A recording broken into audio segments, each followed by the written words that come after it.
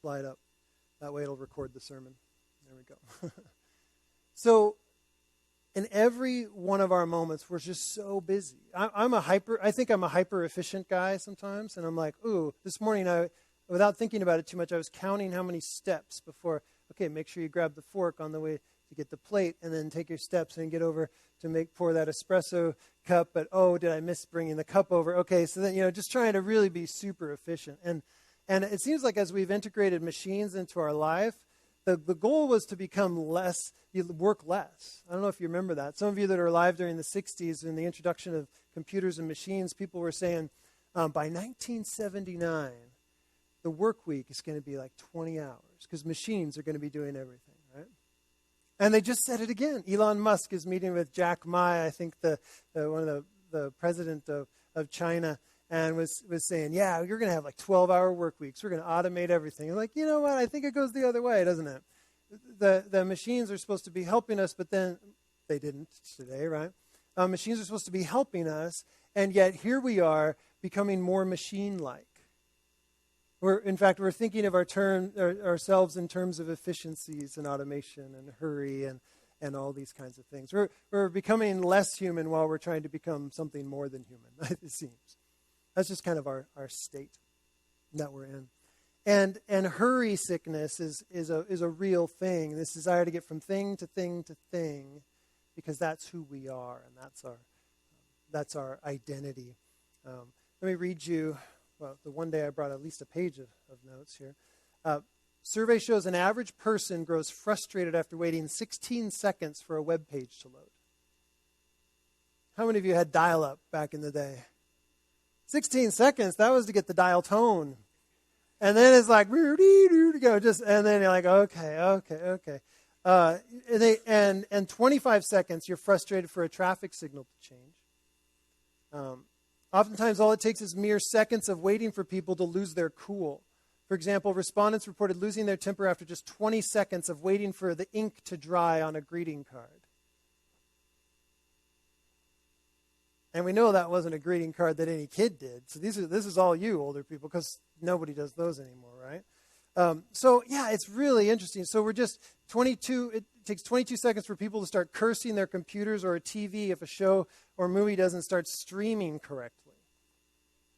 Like, come on. We're in such a hurry.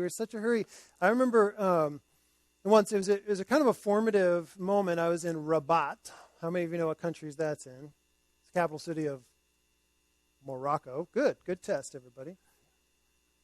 And so I'm in Rabat, downtown, and we go to this little French place, because French are connected to Morocco quite a bit. And so we go and we have some ice cream, and we grab it to go. And we find ourselves walking along the street, me and my friends, and realizing everybody's looking at us, not because we're just not from around there, but nobody else on the street was taking their food to go. What's a meal for? Well, get some food in you. Let's get on with our business. Fast food, right? It's a huge part of our life.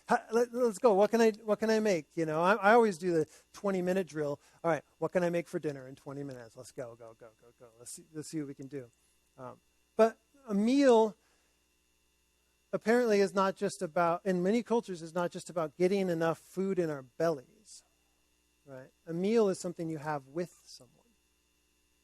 And it's an interesting thing. We have to switch some of our thoughts on that. A meal is not hurried. A meal is something to be enjoyed.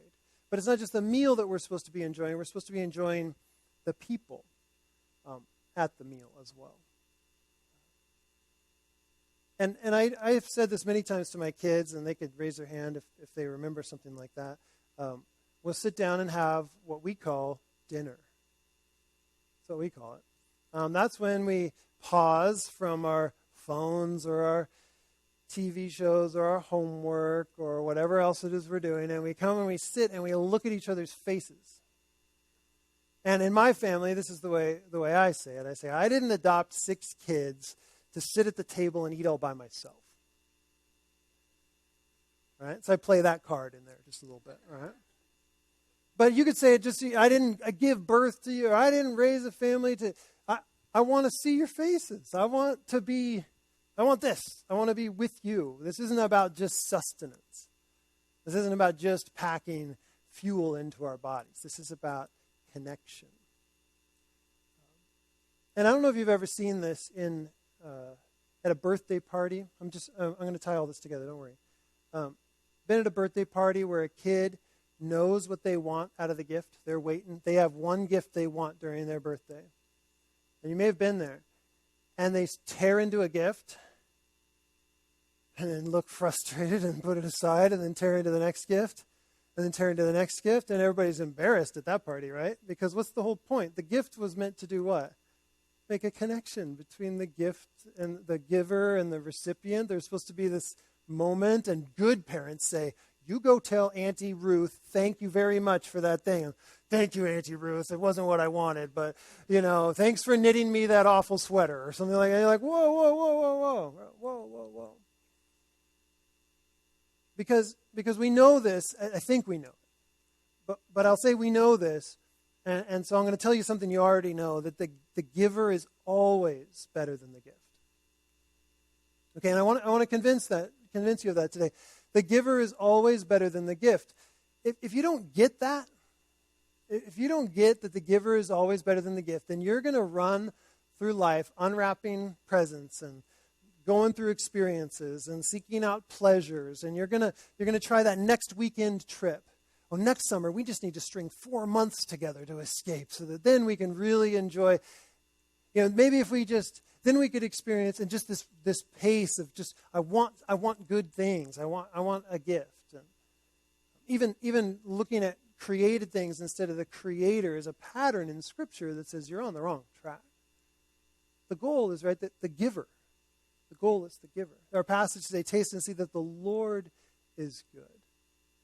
And so I want you to think of a feast. I want you to think of being invited to a feast, a big Thanksgiving feast, or maybe the first Seahawks game feast or something like that. You're invited. And come on in. You're invited. But you come and sit down at this big old table. And can you just imagine the audacity of someone coming to your Thanksgiving table and saying, oh, that's awesome. Turkey leg, mashed potatoes. That'll work. And then I think I'll take a Coke. All right, see you later. This is great. Looks great. Can't wait to eat it. And then walks out the door. You'd be like, you kind of missed something here, right? The point was that we would enjoy. And so as a follower of Christ, and I don't assume that all of you are, but think about this. As a follower of Christ, you've got to know that the Master has invited you to his banquet. The Master has invited you to his banquet. But more than that, he's invited you to himself. The invitation is to him, and the feast is what pertains to that. But what you're invited to is the feast.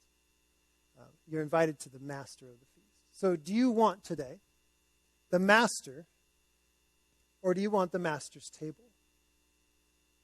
Do you want the good stuff that attains to Jesus, or do you want Jesus himself? He's the way, the truth, and the life. Oh, yeah, I get that. Oh, maybe. But in many ways, I don't know if we do, because what we want is what Jesus can give us so much.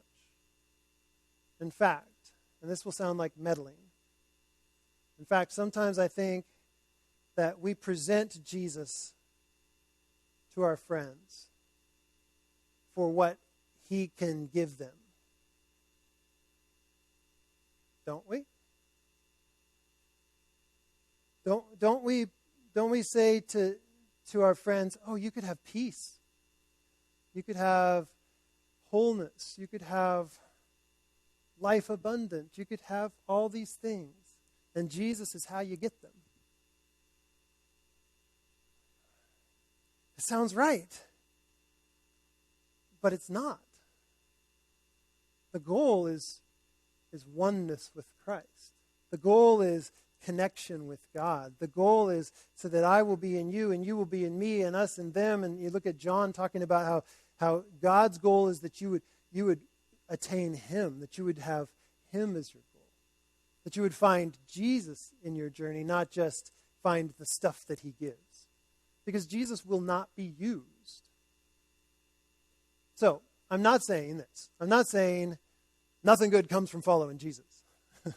And don't even bother to talk about it. I'm saying we should shout about it. I found Jesus. And what a meal he invites us to. Right? I found the master, and he's provided such a great meal.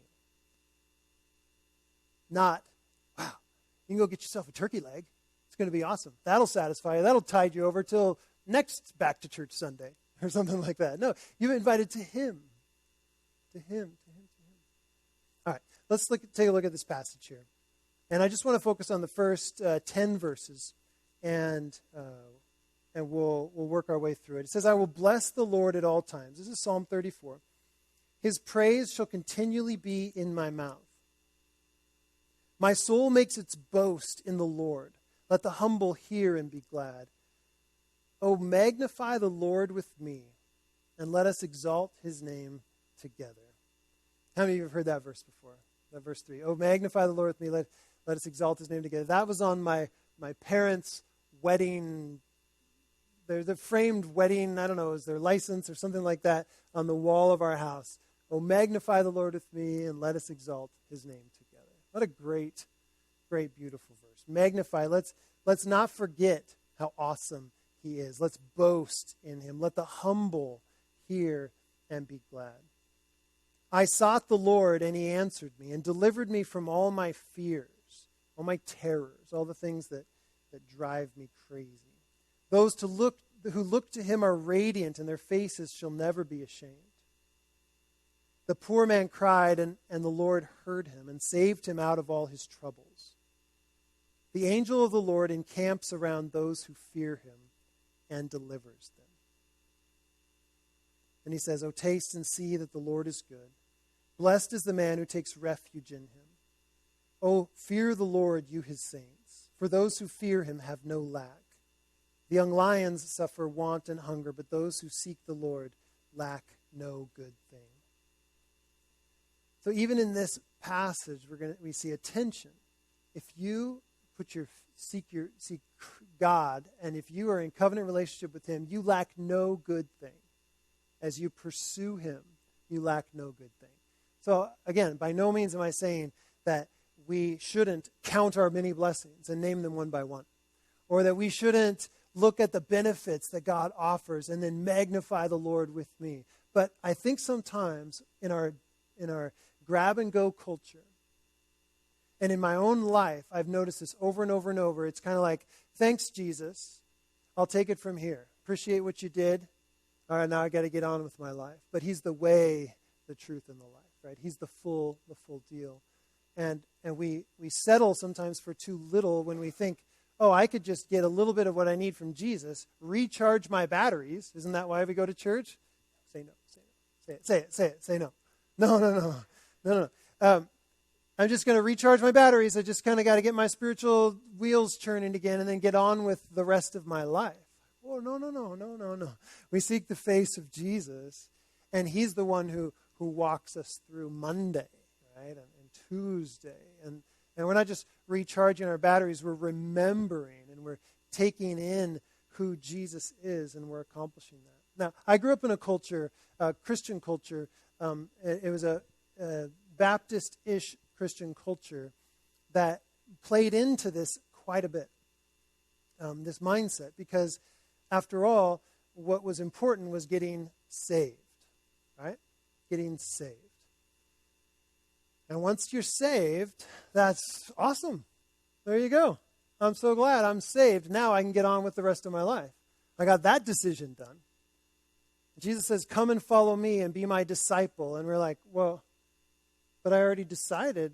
I made a decision, and so I'm good, right? I can just do whatever I want. And it lent itself to that, to where in my younger years, I didn't even have a mindset that I was looking for Jesus. I was looking to connect with him. I was looking to have his fullness in me. It was, am I in or am I out? Am I saved? Okay, good. Phew. All right. Now let's get on with the rest of life. And my slides, you would have been so impressed with these slides. My slides say, if I remember correctly, that in a salvation culture, in a gotta get saved culture, that Jesus is the means to salvation. And that sounds right. Jesus is the way you get saved. Cool, awesome. Except for if we start to break that apart, Jesus is how I get what I really want. Wait, aren't we supposed to really want Jesus? And so then, wait a minute. So salvation is how I get Jesus, and then, and all the benefits, right? And so sometimes in our conversations we say, man, don't you want to have peace? Don't you want to have love? Don't you want to have wholeness in your life? Fill in the blank. What do you want? Yeah, you can have that too. And sometimes you hear preaching, and it's like, yeah, Jesus will fill in the blank, and Jesus will give it to you. Just say yes. Just say yes. Just say yes. Right? The goal is actually to have Jesus. And I think this is the way Jesus meant to put our equation, that salvation is the means to having Jesus.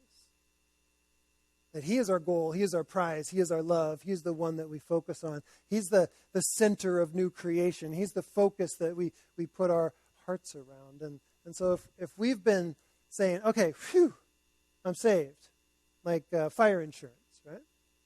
Whew.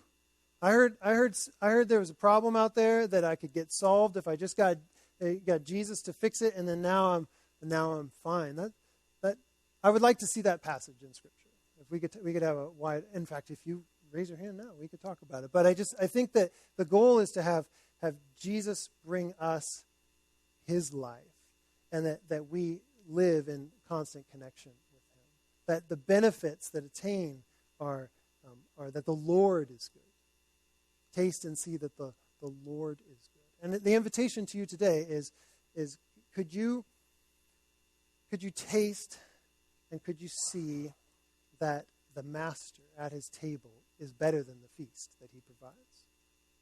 Could you see that the gift is not as good and never is as good as the giver, the one who would say, I want to give myself to you? And what a self-giving act. What other self-giving act is there than that Jesus would give his life? Not holding anything back, but give his life so that we could be in connection with God.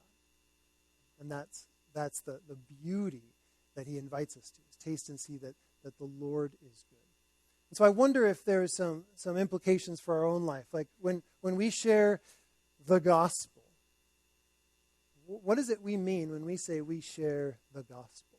Can we do a pop quiz? Is that okay? Pop quiz. What does it mean when we share the gospel? What does that mean? What are your thoughts? Sharing the news of Christ's death and resurrection. Okay. Very good. Literally in English, good news means the good announcement, the good story, Godspell, yeah. Yeah, I mean, we could get all Greek on you, and we could go back into evangel, or that we get the evangelism from. That was an announcement of a cataclysmic event. Something big has changed, and everybody needs to know about it. And they don't have to accept it necessarily. They just need to know about it. And so think about this. If you're in Roman times or Greek times, and someone brings the evangel, they come running and running to bring the news, and the news is that General whatever has won the battle, that the enemies have been defeated. That was called an evangel.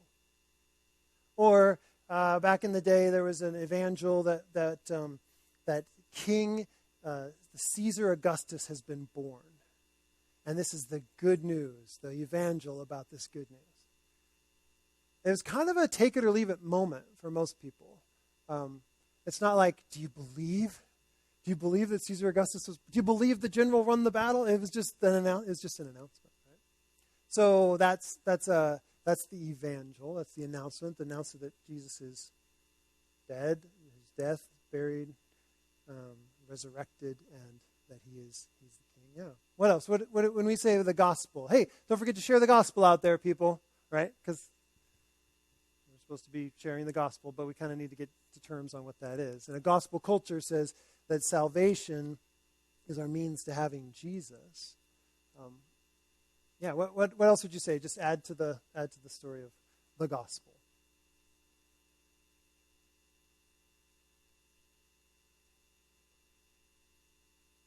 Yeah. the story and the implications. Yeah, yeah. We'd have to divide a few things out and say, like, what do we mean by the gospel? What do we mean by how to be saved? What do we mean by some of these different things? But I think they are a little bit different. How many of you have ever read a gospel? Matthew, Mark, Luke, John, right? You read one. That's hard to explain in just a setting. Well, let me tell you a gospel. In the beginning, and then you do the whole deal, right? But the gospel. You might be surprised by this, but 2 Timothy 2:8, and you can write that one down, because you'll disagree with me for like moments, I'm sure, maybe hours. Is the simplest definition of the gospel that we have, that Paul has anyway. Simplest definition. So write that down, 2 Timothy 2:8. We'll get back to that. But then there's that 1 Corinthians 15, which says, for what I received, I passed on to you as of first importance, that Christ died according to the Scriptures, that he was buried, and he was raised from the dead according to the Scriptures, that he appeared to many others, and that this news has gone out, and appearances. So that's the bigger version of what Justin was saying, for sure. Who wants to read 2 Timothy 2:8? 2 Timothy 2:8. Go ahead.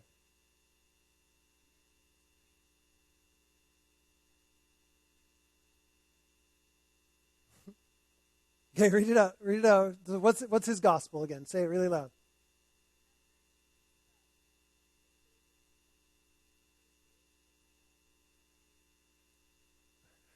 Well, that was pretty simple. That's Paul's gospel in its simplest form that we find in the New Testament. I got to tell you this news, right? Christ Jesus. Does anybody remember what Christ means? Christ is a Messiah, a royal anointed one. So someone that's kingly and anointed, but expected as well. And he's from the line of David. And we did this work last week. This apparently, this sermon is not going to be recorded, so you'll never get to hear this again. But last week, if you go back, you'll hear the storyline. How does covenant fit? Where does David fit in the midst of all this stuff? But David was the one who launched, because of the covenant with David, there will always be a king on your throne, and that will be the center of the focus for the universe. That's quite a claim and quite a promise for David. So Christ Jesus, or King Jesus, the royal Messiah, from the line of David, risen from the dead, this is my gospel, is what Paul says. And I trust him on that one. That the announcement that this is the way things are, whether or not you say, I agree or I accept, it is what it is. Right? And I think the simplest way to discuss what is it we're trying to do here as a church, and I explain this to my non-Christian friends all the time, is like, so what's it like to be a part of like leading a church? Because total skepticism. Like, oh, that's got to be interesting. I can't imagine what that's like for you. And I say, well, this is the deal. We're all struggling with this huge claim that Jesus said he is king and Lord, that over all the universe, that the entire story of humanity has led to this point, and he is the rightful ruler. He will defeat evil, and his kingdom will last forever. That in his death and burial and resurrection, he's offered us a way to become one with the Creator God, to be actually family members of God. I mean, this is amazing, what he's done. And so we as a church gather around to go, then what do we do about that? If that's the truth, and we say, Jesus, come back. We wait for you to return. If that's the truth, then we got to look at our lives, and we got some explaining to do. Because how many of us would say that we lived 10% of last week, at least, with that mindset in this is his world, this is his kingdom, may your kingdom come, may your will be done on earth as it is in heaven. That's what this week is about. That's what Monday morning at 10 o'clock is about. That's what Tuesday afternoon is about. Jesus, do your thing in this world today. Wow, we got some incorporation to do, if that's really true. And I was sitting around a campfire with my with some friends, one who's an agnostic, and it was really interesting because he said, so what is it you Christians are thinking? Are you thinking like you can build utopia or something? You thinking you can just like make it all better? And I was like, oh, this is the test, huh? I said, what is it I believe? Come on, Pastor, go. You got training, go. I'm just thinking like, okay, enact the correct answer. And I was just like, wow. We actually believe that Jesus is coming back to recreate everything. That he's going to make not all new things, but all things new. He's going to come and recreate and resurrect. And we believe and we expect him to return and make all that happen. And in the meantime, we're leaning toward that, trying to become the kind of people who wouldn't be out of place in that new creation. That we're living like that, and we're just trying. We're just trying to figure out what does it look like to follow Jesus in the everyday stuff of life. We don't expect everybody to agree with us, but we know in whom we've believed. So those are the kind of things I got to say, but it was interesting. And I was letting you into a little of the psychology, just in case you were wondering if you were alone in this. I'm like, do I really believe this? As I said it, I was like, do I really? I was like, no, yeah, okay, yeah, I do. Wow, I believe that? Oh, well, if I believe that, then shouldn't that change a ton of the way I live and my hope and my expectation that someday I'm gonna experience the risen King, and I'm going to be face to face, and I will taste and I will see that the Lord is good, that he is my sole focus. And it puts everything else into its perspective, doesn't it? If you actually believe that that's what's happening. Taste and see that the Lord is good. We don't want to forget his benefits. We don't want to forget how he's rescued us. In this case, in Psalm 34, David is being rescued out of the hand of a king that was going to slaughter him. And he went into the hands of kings that should, by all rights, have slaughtered him too. But he just says, God delivered me, and he saved me. And I'll taste and see that the Lord is good. If you read through this passage, you're going to see a lot of sensory language. Come and see, come and listen, come and taste, come experience. God is here to connect with you in that way. So I want to try to land this. I want to try to help us think through how we could live this way as new creation people, or people who have had a taste of new creation because he's made us into a new creation. So then we live in a hurried world, in a life that busyness is next to godliness, and productivity is the height of our experience, and we're just supposed to machine up and make it all happen. To taste and see that the Lord is good at his banquet feast means you're going to have to just sit a while. Right? Think of a Thanksgiving meal. Think of a feast where the goal is to be present with the one, to eat as unto the Lord, to sit at his table, the table set for you, and to gaze at him. We need to get those rhythms into our life. And it may seem a very ancient thing to do, to just breathe a little. Say, what's the point of all this anyway? What do I actually believe? How do I eat and drink and work and play face to face with God as unto the Lord? How am I gonna live that way? How are we gonna live that way? Because it's not just a personal rhythm, this is a community rhythm. How do we do this? And I think one of the takeaways is going to be you should know this, that an unhurried meal, a feast, if you will, but an unhurried meal in God's presence, and we usually invite him in by prayer and those different things, right? But to eat a meal in the Creator's presence is probably one of the most countercultural things you can do. And I think it's akin to spiritual warfare, too. Because think about how hard it is to actually get a dinner with the people you love, or to get a bunch of friends around a meal and have an unhurried meal, or to get your kids to the table, or to schedule it to make it happen. My kids tell me that none of their friends have family meals. That's weird. We just eat food when we need it, and it's all there, or it isn't there, and we just get it done and get on with our life. We fuel up and recharge, and then we get back out to what we're supposed to be doing. But I think it's spiritual warfare. And it's something my wife and I'm not saying we're paragons of virtue or anything, but Heather and I have said, no, this is going to be a focus for us. We're going to sit down and we're going to see the faces of the people we love, and we're going to ask God to bring meaning into this moment. And an unhurried meal in the presence of God is probably one of the most countercultural things that we can do. And what if we did that more as a community together? What if we said, let's gather together around a meal with people in our community, Christian, they get like followers of Christ together around a meal in a home, and ask God to bless it, to bless this time, but not just so that we can eat good food, so that we can eat in the presence of God and taste and see that the Lord is good. Remembering that the giver is always better than the gift, and that we can enjoy his presence. I think we would find all those benefits that attain to that would come around. For those of you that are feeling disconnected, I don't really know anybody. I don't really know any stories. You'll find great excitement. Now, if you invite the Eatons over, I'll tell you this.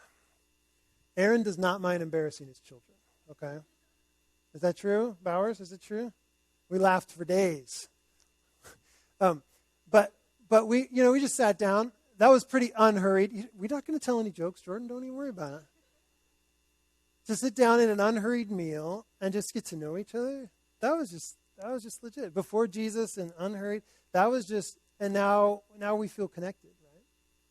So those of you like, I'm kind of on the edges and I don't know what to do, and can we just do that normal human rhythm of eating, unhurried, together before God? Can we start to do that? Now I've invited you already to a meal on September 22nd, so we're going to start to do that as a large group. But I think that's one of the coolest things we could do in our culture is to have an unhurried meal for Jesus.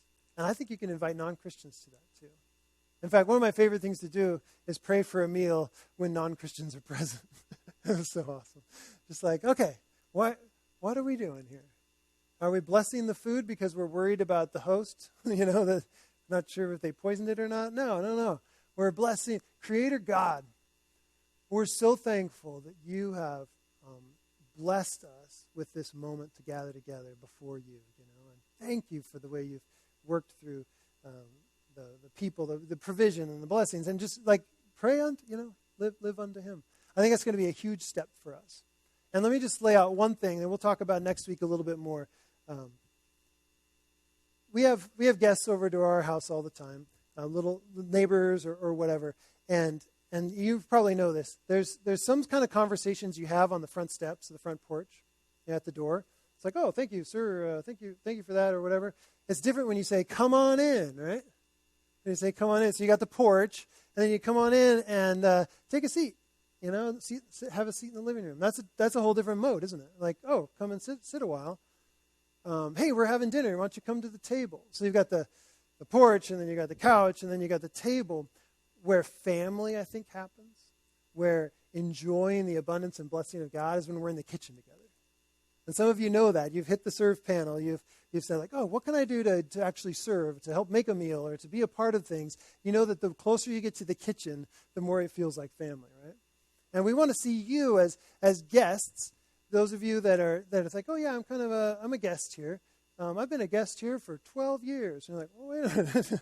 let's at least come to the living room, then we'll really get your name down, and then what it would look like to move to the table, and let's get to know stories, and as a group, as a church that's kind of struggling, because we've had a bunch of people that used to be the pillars of our community, the pillars that either died or they moved away, and people are feeling a little disconnected.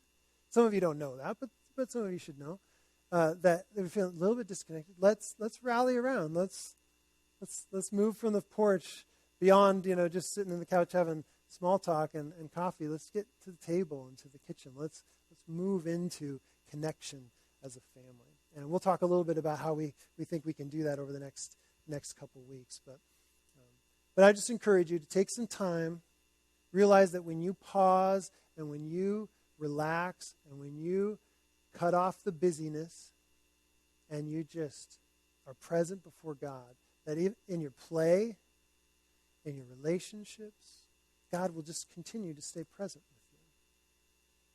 with you. He'll continue to provide meaning for all of these different types of encounters, and you'll see that He is good. He's your primary conversation partner in the rest of life. Taste and see that the Lord is good. We're going to move into a time of communion here, and so what I want to do is encourage you to just breathe a little, and I want you to start to say yes to Him. Not just thanks for